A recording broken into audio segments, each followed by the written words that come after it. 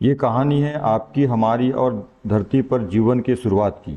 ये सच है कि जीवन के शुरुआत को एक अरसा हो चुका है। आज हमारे जीवन कई रूपों में देखने को मिलता है।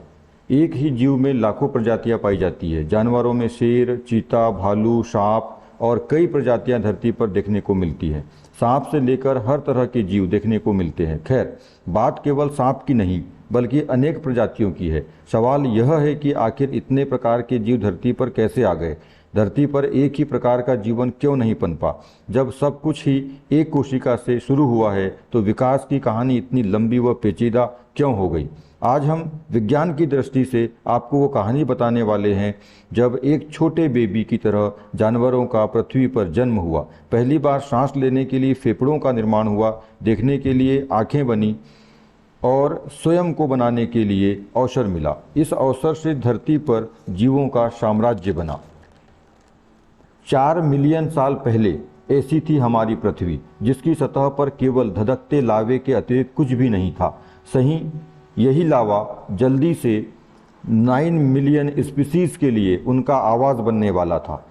ये इतना आसान भी नहीं था।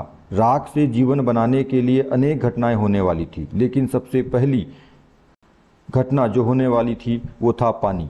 क्षुद्र ग्रह और धूमकेतु ने भले ही पानी को पृथ्वी पर छोड़ा, लेकिन ये पानी रसायन और कार्बनिक यौगिकों से भरा था, जिन पर आसमान से कड़कती बिजली का पड़ना बाकी था। बिजली के प्रभाव से पानी में मौजूद रासायनिक अणुओं ने जुड़कर एक चैन बनाना शुरू किया, जिससे आनुवांशिक पदार्थ का निर्माण हुआ। इस पदार्थ का ऐसे माहौल में बचना मुमकिन नहीं था, लेकिन पानी में उपस्थित ऑयली पदार्थ के कारण पहले एक कोशिका बनी, परंतु एक कोशिका बनने के बाद यह शांत नहीं रहा और 3.5 मिलियन साल पहले आनुवांशिक पदार्थ व रासायनिक संकेतों के चलते इस कोशिका ने खुद को पहली बार कॉपी किया।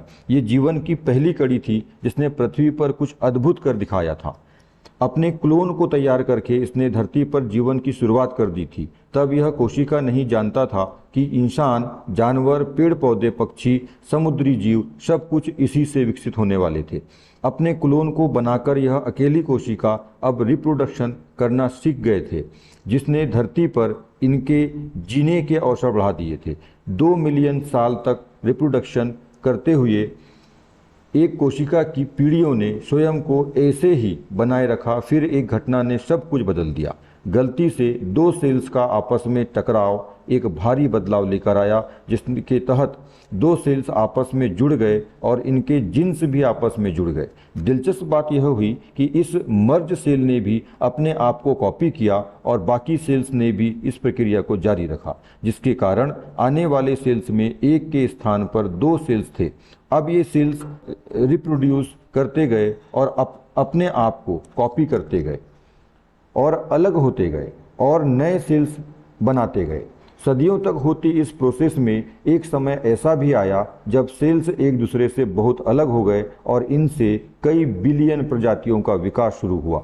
पानी के अंदर चल रही इस प्रोसेस से वहाँ कई प्रजातियाँ पनपने लगी, लेकिन जो हमारे विकास के लिए जिम्मेदार रहे वो थे 3 इंचेस लंबे वाटर वॉर्म्स। पानी के अंदर दरअसल ये हम ही थे।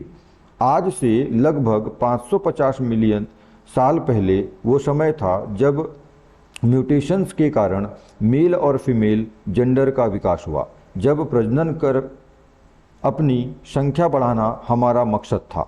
इस समय अपने लिए अपोजिट साथी को खोजना कठिन था, क्योंकि फीमेल को पहचानने के लिए वाटर वॉर्म्स के पास न तो आंखें थी और न ही कोई दूसरा फीचर। ऐसे में समुद्र के अंदर दिखने की क्षमता बड़ी समस्या थी, लेकिन इसे ठीक करना प्रकृति को बहुत अच्छे से आता था। जल्द ही प्रकृति का सबसे अद्भुत और अनोखा आविष्कार दुनिया में आया।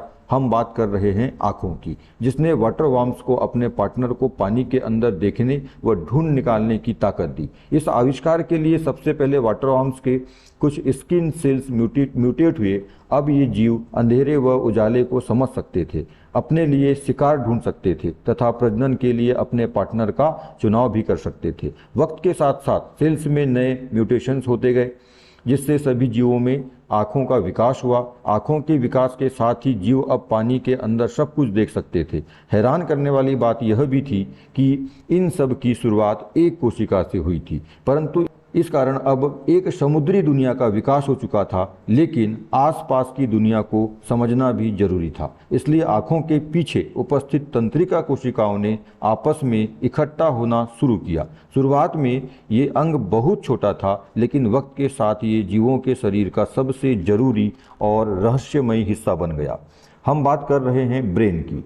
520 मिलियन साल पहले जीवों में आँखों के बाद दिमाग का ही विकास हुआ। धरती पर ब्रेन के विकास के साथ ही बहुत कुछ बदलने वाला था। इस दिमाग का विकास तब हुआ था जब हम समुद्र में मछली के रूप में मौजूद थे, और ये मछली थी फुट लॉन्ग आर्म्ड फिश। मछली में विकसित पहला दिमाग आसान फैसले लेने के लिए विकसित हुआ था, लेकिन खुद को खतरों से बचाने के लिए सक्षम नहीं था। पानी में इस फिश को कई खतरों से बचना था, वरना इसकी प्रजाति समाप्त भी हो सकती थी। इसी खतरे से बचने के लिए 400 मिलियन साल पहले आनुवांशिक बदलाव के कारण मछली की त्वचा पहले से सख्त होने लगी। खुद को खतरों से बचाने के लिए इन जीवों में दांत व जबड़ों का भी विकास हुआ। एक मजबूत शरीर के साथ 375 मिलियन साल पहले मछली में कई फीचर्स विकसित हुए, जिसके कारण अब ये आराम से किसी भी शिकार को पकड़ सकती थी। लेकिन एक समस्या ये भी थी कि पानी के नीचे मौजूद ऑक्सीजन इसके लिए काफ़ी नहीं था। ऑक्सीजन की कमी से पानी के अंदर उसका ज़्यादा समय तक जीवित रहना मुश्किल था। इसके अलावा वहाँ मौजूद जहरीला कार्बन डाइऑक्साइड भी बड़ा खतरा था। हालांकि वहाँ भोजन की कमी नहीं थी, लेकिन ऑक्सीजन जीवन के लिए सबसे ज़रूरी था, जिसे पाने के लिए इन्हें कुछ बड़ा करना जरूरी था। दोस्तों, प्रकृति का नियम तो आप जानते ही हैं, कुछ भी पाने के लिए रिस्क तो लेना ही पड़ता है। इस मछली ने भी यही किया। ऑक्सीजन के लिए यह फिश पानी की सतह पर आई और इसने ऑक्सीजन लेना शुरू किया। इससे धीरे धीरे फेफड़े का विकास हुआ। फेफड़े के विकास के साथ ही पानी में एक नई प्रजाति पनपी, जिन्हें नाम दिया गया स्टेथियोस्थिगिया। ये हम ही थे, और हम हवा व पानी दोनों में सांस ले सकते थे। हवा में सांस लेने के लिए फेफड़े व पानी में सांस लेने के लिए हमारे पास गिल्स थे। आज हमारे पास गिल्स नहीं है, परंतु दोनों स्थितियों में सांस लेने का मैकेनिज्म हमें आता है। हम मछली के रूप में कई मिलियन साल तक रहे, परंतु एक वो भी समय आया जब हमने अपना सिर पानी से बाहर निकाला और जमीन पर बढ़ने लगे। ये जमीन हमारे लिए अनजान थी, लेकिन अद्भुत भी। पानी से बाहर आकर हम इतिहास बदलने वाले थे। जमीन पर उस जीवन की शुरुआत करने वाले थे जो पृथ्वी का इतिहास बदलने वाली थी। फिर वो पल भी आया जब हम पानी से बाहर आए। स्थियोस्थिया ही वो पहले जीव थे जिन्होंने पानी से बाहर आकर सब कुछ बदल दिया। लेकिन ये इतना आसान नहीं था। जमीन पर आने की कीमत भी हमें चुकानी थी। इतनी त्वचा सूरज की तेज रोशनी झेलने के लिए नहीं बनी थी, लेकिन प्रकृति इन्हें आसानी से खत्म नहीं होने देना चाहती थी। फिर वो समय भी आया जब इन जीवों ने धीरे धीरे इस वातावरण के अनुकूल रहना सीख लिया। सूरज की रोशनी से बचने के लिए धीरे धीरे इनकी त्वचा सख्त होती चली गई। 340 मिलियन साल पहले हम मछली से मेमल्स में बदल गए। इसके साथ ही हम में मोटी त्वचा व पंजों का निर्माण हुआ ताकि हम जमीन पर चल सकें। धीरे धीरे हमने अपने आप को जमीन के हिसाब से ढाला, लेकिन इतनी धूप में अंडों का बचना मुमकिन नहीं था। प्रजनन के लिए उपयोग होने वाली पुरानी प्रोसेस जमीन पर किसी काम की नहीं थी। ऐसे में यहाँ प्रजनन की एक नई प्रक्रिया शुरू हुई जो आज भी कायम है, जिसे हम सेक्स कहते हैं। यहीं से जीवों में सेक्स की प्रक्रिया प्रारंभ हुई। इसकी ज़रूरत इसलिए पड़ी कि बच्चा एक कठोर कोशिका के अंदर जन्म ले सके। ये विकास का एक ऐसा मास्टरपीस था जिसके कारण जमीन पर जीवन एक नए सिरे से शुरू हुआ। धरती पर रेप्टाइल्स वो पहले जीव थे जिन्होंने अंडे देना शुरू किया। अंडों से हमें नए बच्चों में आनुवांशिक विभिन्नताएं देखने को मिली। इस परिवर्तन ने हमारी प्रजाति को खत्म नहीं होने दिया। आपको बता दें कि कैसिनेरिया वो पहले जीव थे जो पूरी तरह से जमीन पर रहने के अनुकूल थे, और इनके बच्चे भी आसानी से अनुकूल हो गए। ये जीव पृथ्वी के खुले वातावरण में सांस ले सकते थे, चल सकते थे और खुद के वजन को भी संभाल सकते थे। लेकिन विकास की कहानी यहीं खत्म नहीं होती मेरे दोस्त। अभी इसके साथ बहुत कुछ होना बाकी था। ये समय रुकने का नहीं था, बाकी ऐसे जीव को जीने का था जो आगे चलकर पूरी पृथ्वी पर जीवों का निर्माण करने वाला था। ये सब कैसे होने वाला था आखिर, और कौन से अंग विकसित होने वाले थे, और विकास की दौड़ में और कौन कौन से जानवरों का विकास होना बाकी था, लेकिन ये सब कुछ वीडियो में बताना संभव नहीं है।